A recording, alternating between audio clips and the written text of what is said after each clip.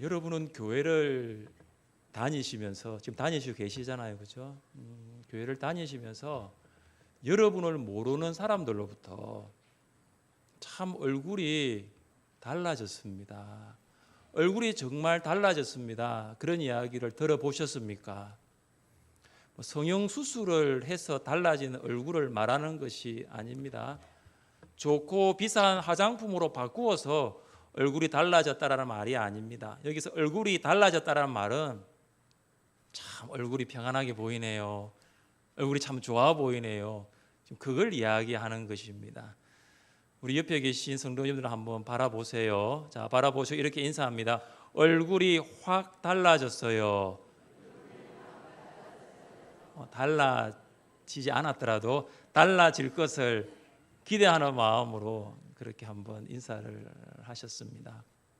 여러분, 마트나 시장에서 혹은 학교나 회사에서 안 믿는 사람들을 만났을 때 혹시 여러분에게 이러한 이야기를 들어본 적 있어요? 혹시 교회 다니세요? 네. 혹시 예수님 믿으세요? 그런 이야기를 한번 들어보신 적이 있습니까? 우리가 오른쪽에 여기 왼쪽에 하늘샘 교회 이렇게 이름표 안 붙여도 알만한 사람들은 압니다. 그 얼굴에서 이분 교회 다니는 집사님이구나, 이분 교회 다니는 분이구나, 직관적으로 알게 되는 것이죠. 이것이 변화입니다.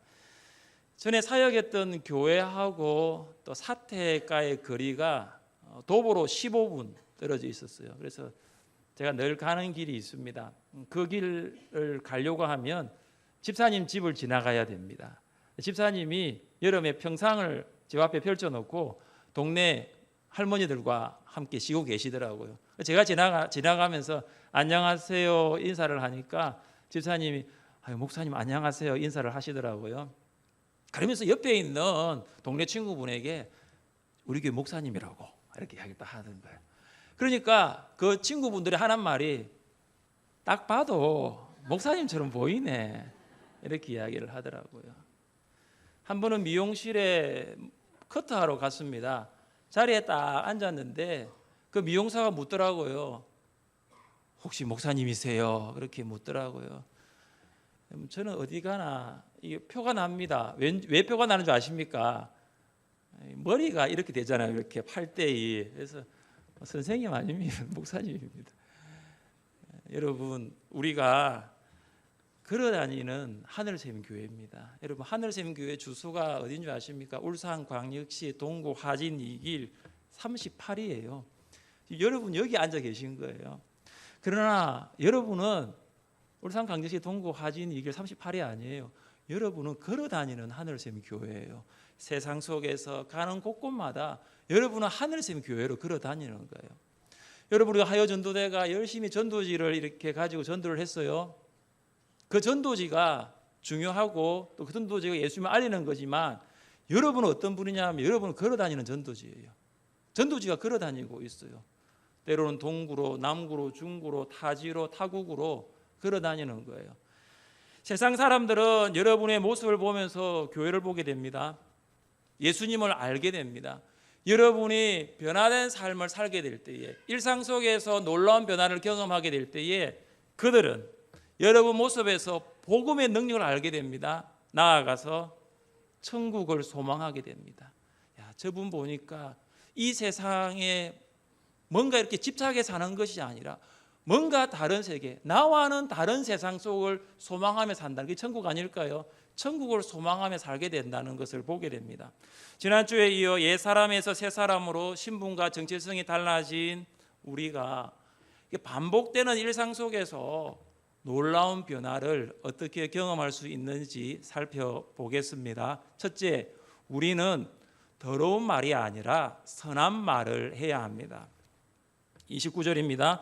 무릇 더러운 말은 너희 입 밖에도 내지 말고 오직 덕을 세우는데 소용되는 대로 선한 말을 하여 듣는 자들에게 은혜를 끼치게 하라.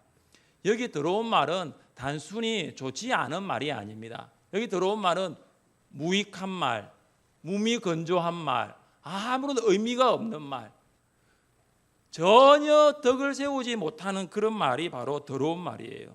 여러분 사도 바울은 31절에서 이 더러운 말이 어떤 말인지에 대해서 말씀하고 있습니다.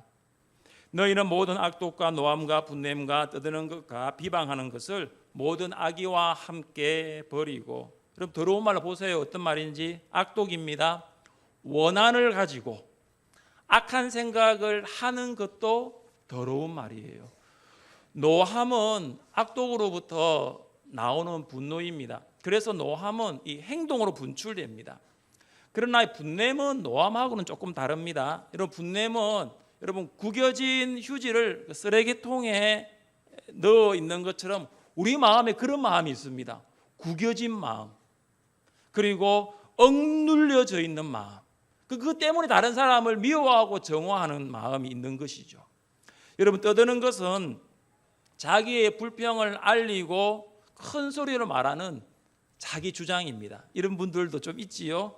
비방은 어떤 말이냐면 거짓말, 험담을 통해서 다른 사람의 인격을 파괴하는 말입니다. 이게 요즘 사회 문제가 되고 있습니다. 특별히 사회 관계망 서비스라고 이야기하는 우리 SNS를 통해서 정치인들, 연예인들 비방하는 걸 여과 없이 올리곤 합니다. 악인은 무엇입니까? 선을 베풀었습니다. 상대방이 선을 베풀었는데도 불구하고 악을 행하는 것이죠. 자, 여러분 보십시다. 더러운 말, 악독, 노함, 분냄, 떠드는 것, 비방, 악의.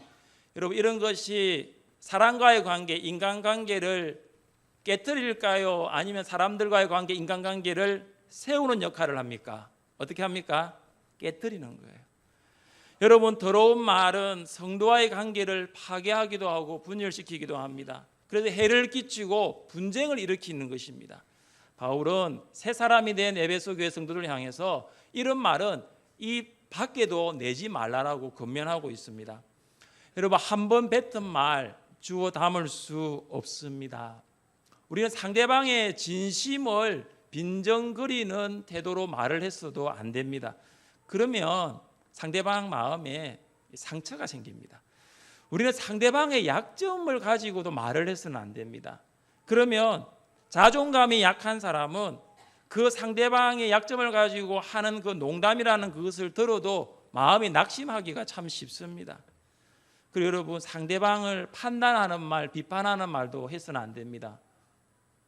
또 제3자에 대한 비판도 해서는 안 되는 것입니다.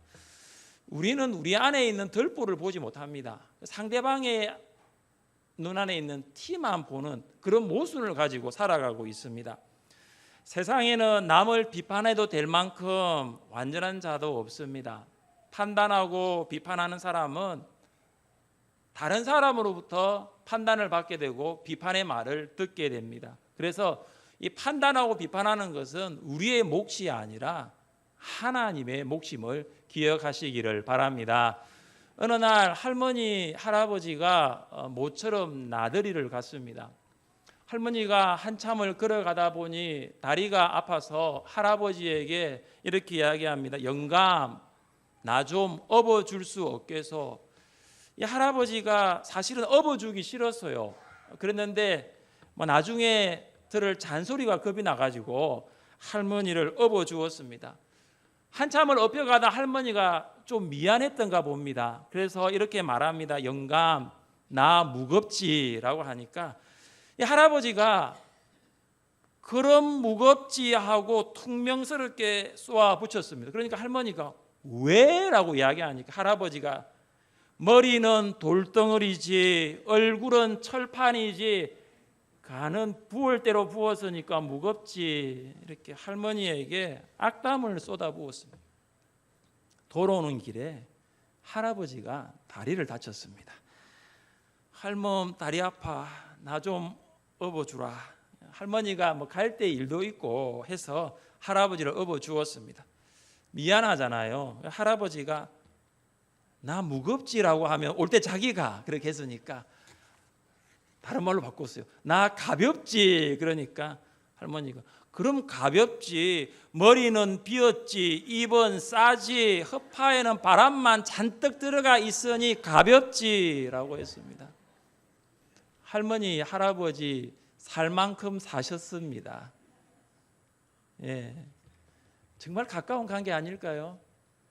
그러나 가는 말이 고와야 오는 말도 곱습니다. 결국 부정적인 말은 부정적인 말을 불러오고 관계 또한 부정적으로 만들어집니다. 상대방에게 상처도 주고 상대방을 의기소침하게 만듭니다. 아무리 친한 부부 사이라도 또 아무리 친한 성도 사이라도 듣기 싫은 말은 농담이라도 해서는 안 됩니다.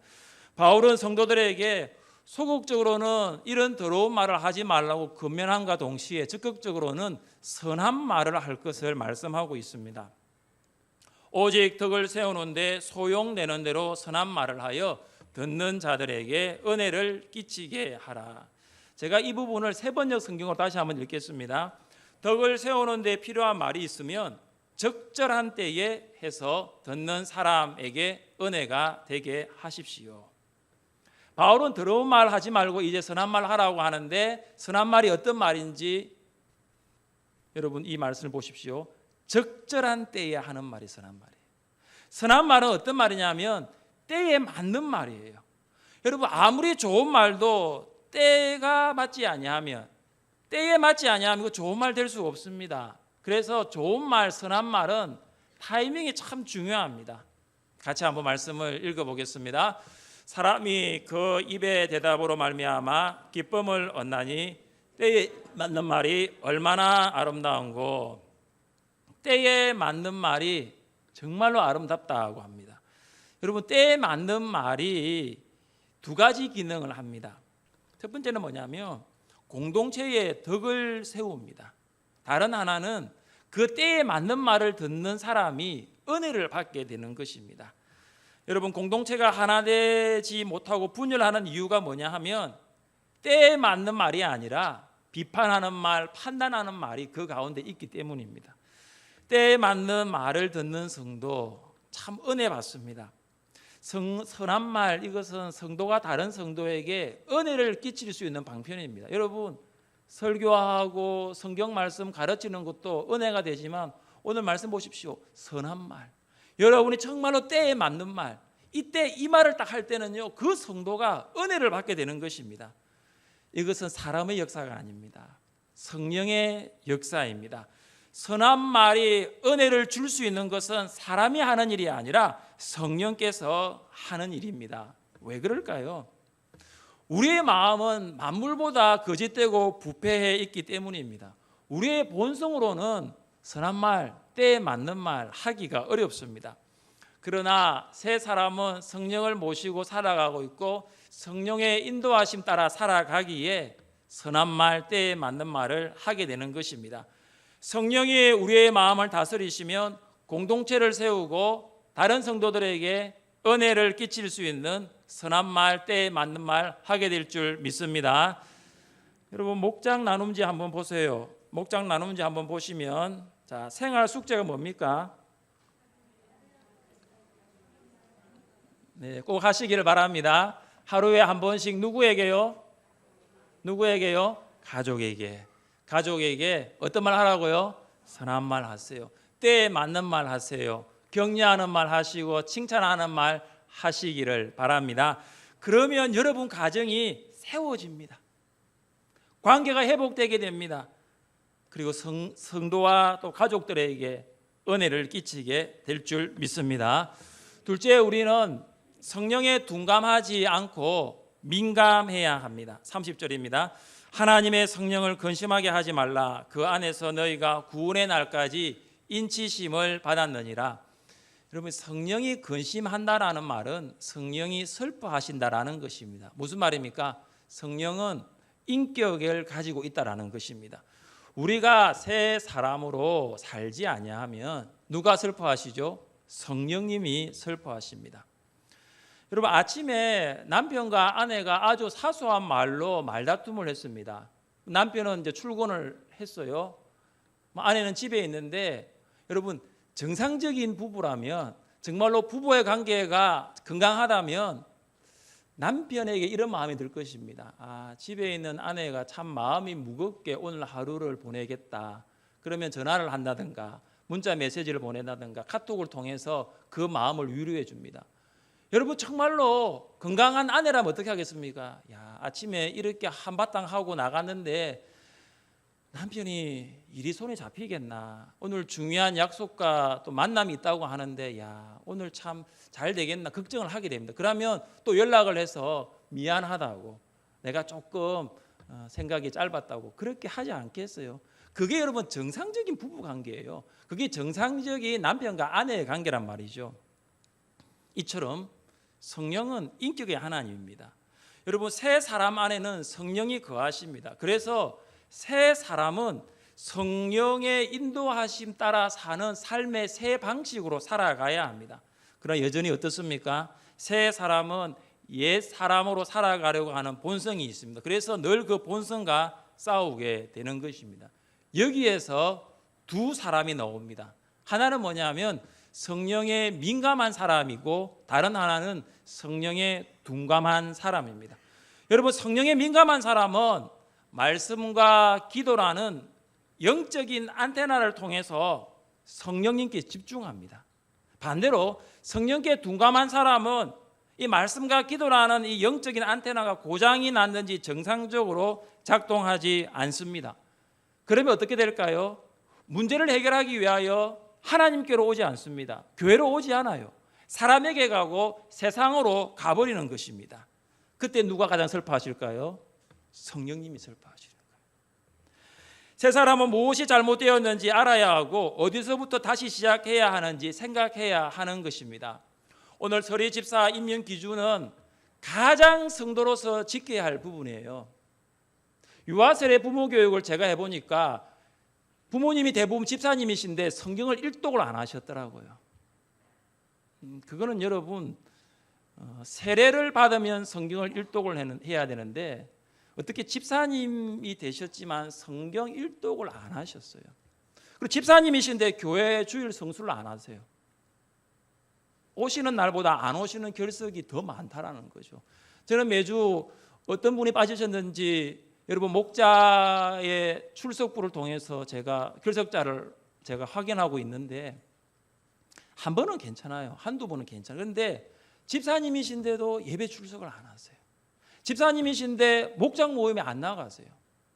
여러분 성령에 민감한 집사님이라면, 성령에 민감한 성도라면은 이게 잘못되었다는 것을 금방 알아차립니다. 내가 지금 뭔가 하나님으로부터 떠나 있다는 것을 알게 되면서 내가 주일을 성수해야 되고 내가 말씀을 붙들어야 되고 내가 주님 앞에 나와야 된다는 거 압니다. 여러분 성령에 민감한 사람입니까? 아니면 성령에 둔감한 사람입니까? 어제까지 세상 길로 걸어갔더라도 오늘부터 내주하시는 성령의 인도하심에 민감하시기를 주님의 이름으로 축복합니다. 여러분 세상에는 좀 둔감해도 괜찮아요. 사람들이 보는 드라마 안 보셔도 괜찮아요. 세상이 따라가는 유행 뒤처져도 괜찮아요. 그럼 여러분 성령께는 둔감하지 마십시오. 세상의 유행에는 좀 둔감해도 괜찮아요. 그러나 성령께는 민감하세요. 세상의 유행에는 뒤처지더라도 성령의 인도하심을 따라 살아가십시오. 바울은 성령을 소멸하지 말라라고 했습니다. 무슨 말입니까? 성령의 불을 끄지 말라는 거예요. 여러분 안에서 내주하셔서 역사하시는 그 성령님을 누르지 말라는 거지요. 여러분 성령님 말씀하십니다. 여러분 기도할 때 이렇게 기도하라고 말씀하십니다. 그러면 그 성령님의 인도하심에 따라 기도하십시오. 민감하십시오. 목자로서 또 교사로서 학생들에게 목원들에게 말씀을 가르치고 그 모임을 인도할 때에도 성령님 말씀하십니다. 이런 말을 하라고, 이렇게 기도하라고, 이렇게 말씀으로 건면하라고. 성령님의 인도하심에 여러분 맡길 수 있기를 바랍니다. 성령의 파도를 타세요. 성령의 파도를 타시면 여러분 기도가 살아납니다. 여러분 성령의 파도를 타세요. 성령의 파도를 타면 말씀의 능력을 받게 되는 것입니다. 우리가 성령을 근심시키는 삶을 종종 살아가고 있습니다. 하지만 오늘 성경은 그럼에도 불구하고 우리를 하나님의 소유라고 말씀하고 있습니다. 우리가 거짓말도 하고 분도 내고 더러운 말도 하고 때로는 성령을 슬퍼하게 만들지만 성령은 그럼에도 불구하고 너희는 하나님의 소유라고 말씀합니다. 그 안에서 너희도 진리의 말씀 곧 너희의 구원의 복음을 듣고 그 안에서 또한 믿어 약속의 성령으로 인치심을 받았으니. 여러분 혹시 신앙생활 하면서 이런 생각 해보신 적 없습니까?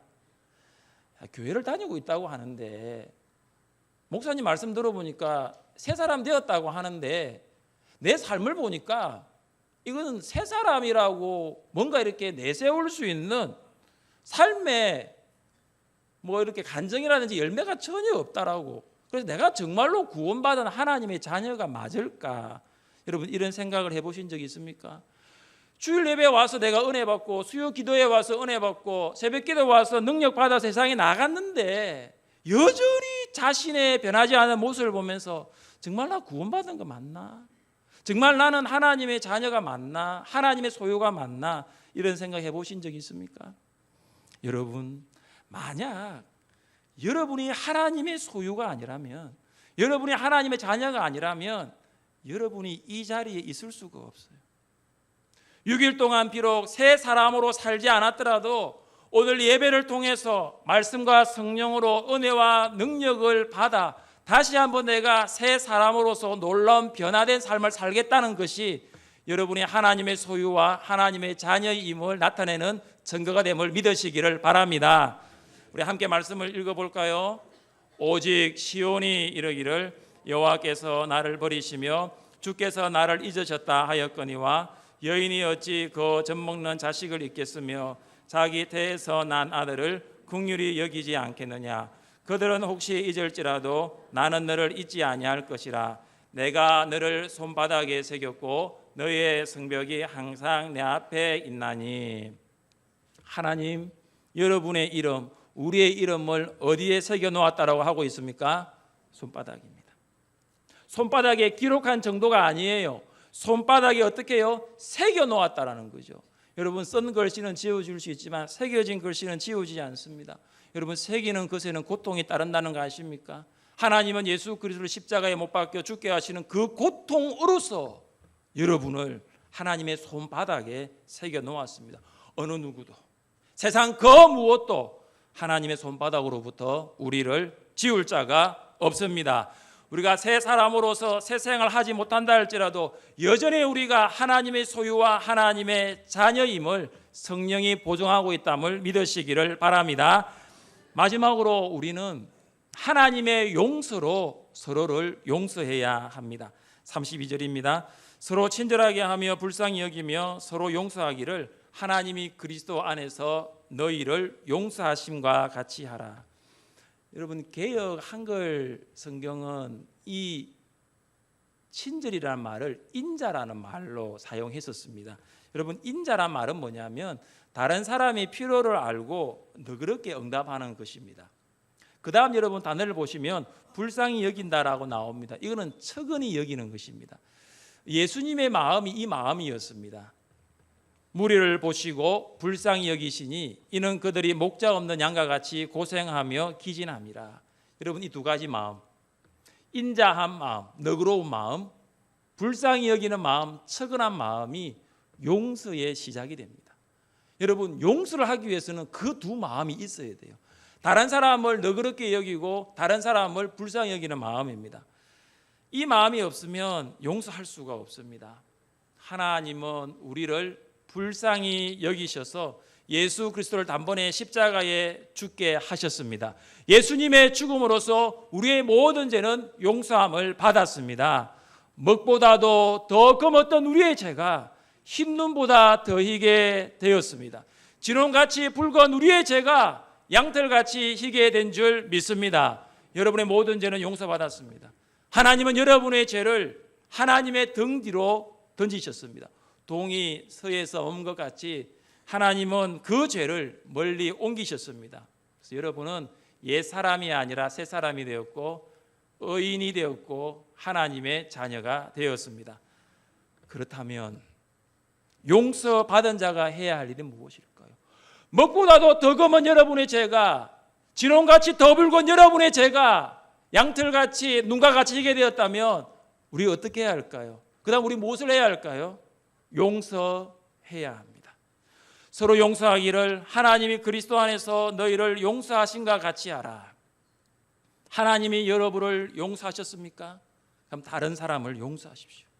여러분이 다른 사람을 용서해야 할 이유가 무엇입니까? 여러분의 죄가 예수님의 피로 용서받았기 때문입니다. 그런데 왜 우리는 용서하지 못할까요? 그런데 왜 우리는 용서하지 못할까요? 포기하지 못하기 때문입니다. 하나님은 우리를 용서하기 위해서 무엇을 포기했습니까? 하나님 아버지의 하나뿐인 아들 예수 그리스도를 포기하셨습니다. 하나님은 독생자 예수님을 십자가에서 내려놓으셨습니다. 우리가 용서하지 못한다는 것은 이기적인 본성이 우리 안에 있기 때문입니다. 우리는 잘못한 사람을 용서하지 않으려는 이기적인 본성이 있습니다. 우리에게 상처를 준 사람, 고통을 안겨준 사람을 내 절대 용서할 수 없다. 그래서 오죽했으면 흙이 눈 안에 들어가더라도 용서하지 않겠다는 거죠. 절대 용서하지 않겠다는 거죠. 그런 말은 우리가 해서는 안 됩니다. 그런 용서할 수 없다는 반발심이 우리 안에 있는 거예요. 그래서 용서는커녕 미워합니다.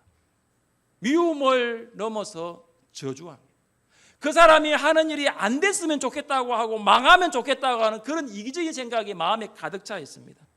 얼굴도 보지 않습니다. 악수도 하지 않습니다. 밥도 같이 먹지 않습니다.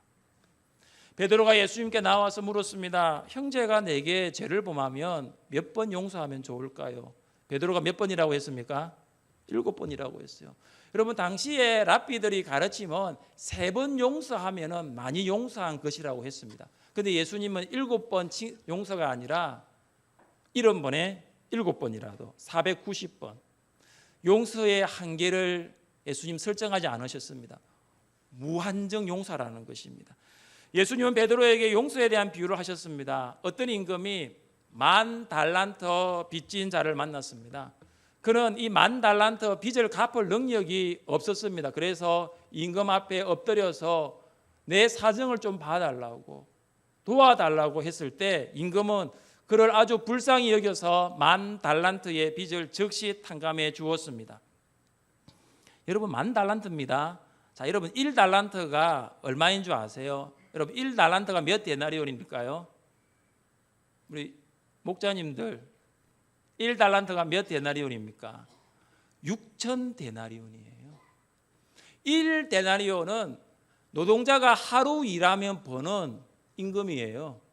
그러면 6,000데나리온이면 6,001을 일을 해야 되는 거죠. 1년에 365일입니다. 토요일 주일 빼더라도 300일을 일한다면 1년 정도 가능하겠지요. 자, 그러면 6,001을 일하기 위해서는 몇 년을 일해야 되죠? 20년이에요. 그게 몇 달란트라고요? 1달란트.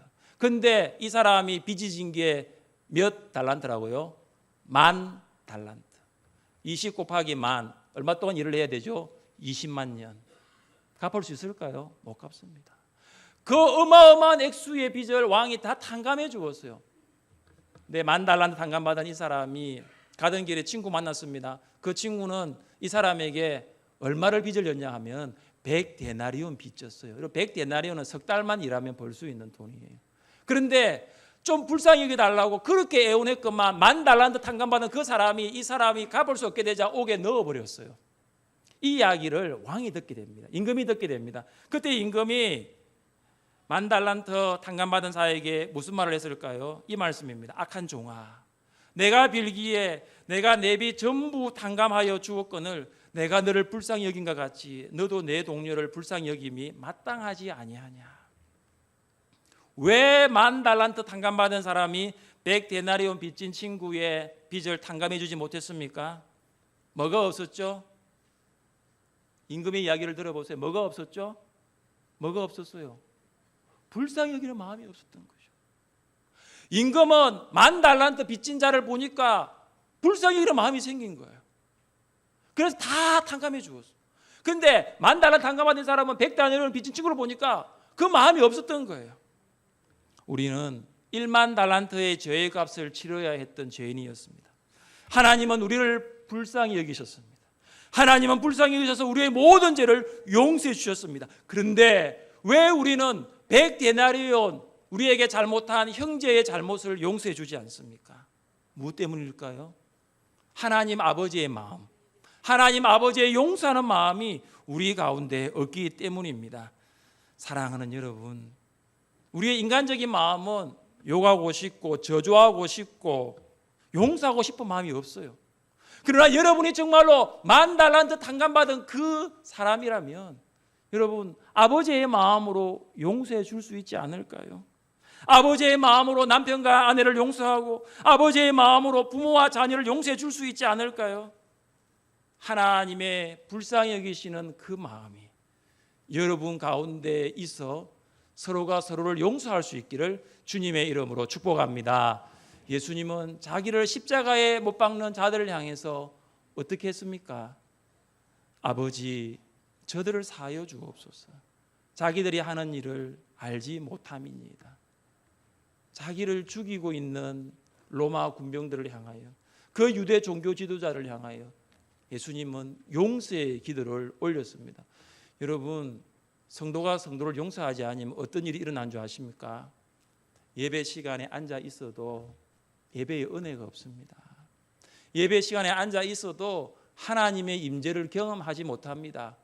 용서하지 못하며 기도해도 응답이 안 됩니다. 그게 가장 무서운 거예요. 우리는 우리 서로를 잘 알 수 없지만 영적인 일이 방해가 되는 거예요. 그래서 여러분 정말로 하나님의 용서를 경험하셨다라면 성도를 용서하십시오. 우리의 가정을 어떻게 바꿉니까? 우리의 목장과 교회를 어떻게 바꿉니까? 우리의 직장과 세상을 어떻게 바꿉니까? 여러분의 작은 실천이 세상을 바꿉니다. 더러운 말, 악담, 비판과 판단하는 말이 아니라 선한 말씀하시고 때에 맞는 말하시고 격려하는 말 시작하십시오. 말씀과 기도를 통하여 성령에 둔감한 성도가 아니라 성령께 민감하시기를 바랍니다. 10,000달란트 용서받은 자로서 100데나리온 빚진 자를 용서하는 여러분들 될 수 있기를 바랍니다. 여러분의 작은 실천이 세상을 바꾸는 시작이 될 것입니다. 일상 속에서 놀라운 변화가 여러분을 통하여 날마다 경험되어지기를 주님의 이름으로 축복합니다. 여러분 교회 버스를 위한 헌금 작정서를 한번 꺼내 보시기를 바랍니다.